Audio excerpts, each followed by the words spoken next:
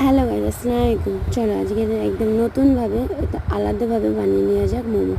তার জন্য আটাটাকে ডো করে নিলাম, তাকে ছোটো ছোটো করে কেটে রেখে এইদিকে সবজিটাকে তৈরি করে নিলাম। সবজিতে আমি দিয়েছি বাঁধাকপি, গাজর, একটু আলু, একটু ক্যাপসিকাম। ওটাকে ছোটো ছোটো করে কেটে ওর মধ্যে একটু নুন, একটু লেবু রস কিংবা ভিনেগার মিক্স করে রেখে দিতে পারো। এদিকে আমি কড়াইয়ে ওই সবজিটাকে একটু ফ্রাই করে নিলাম।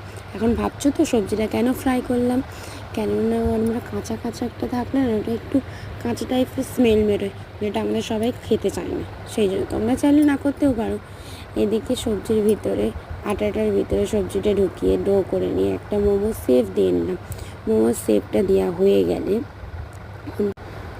অন্যদিকে গ্যাসে হাঁড়ি বসিয়ে হাঁড়ির ভিতরে জলটাকে গরম করতে দিয়ে দিলাম। জলটা গরম হয়ে গেলে তার মধ্যে একটা জালি জালি মতো যে গামলাগুলো পাওয়া যায়, তাতেই তুমি একদম আলাদাভাবে স্টিম করে নিতে পারো। ঠিক এইভাবে স্টিম কুকার না থাকলেও খুব সহজভাবে ঘরেতে বসে এইভাবে মোমো তৈরি করতে পারো। নেক্সট টাইম বাড়িতে বানাবে তো।